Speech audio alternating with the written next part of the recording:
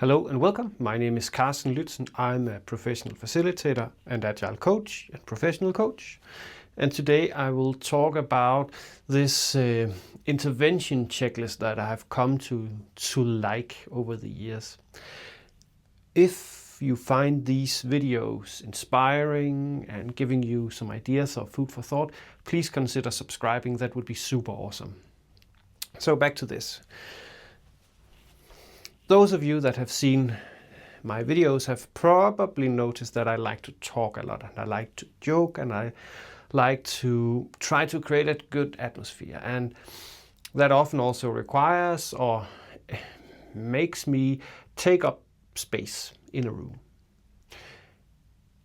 Maybe also sometimes too much space. And I remember back years ago I was at a coaching conference where one of the participants said, when he was doing group coaching and facilitation, he had a super inspiring CV, but his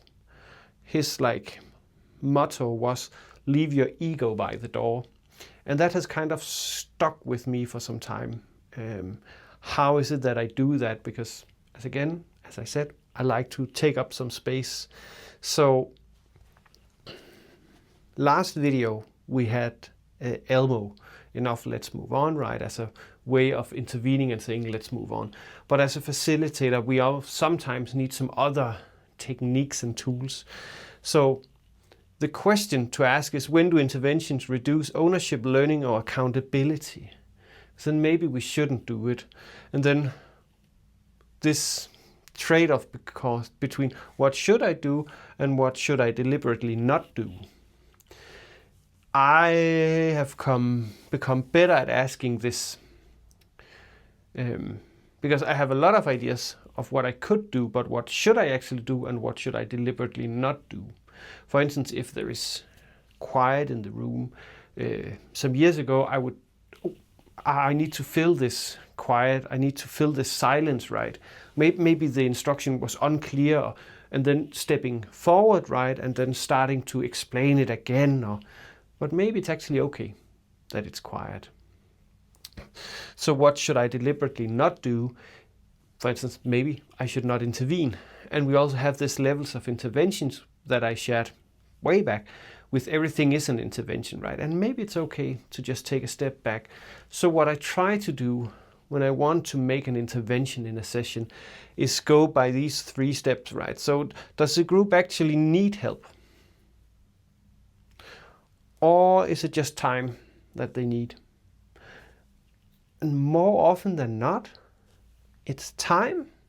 If they need help and we have managed to stage set it in a good way, people will speak up, say it out loud, and then we can use it. And then I can try to phrase the assignment in another way.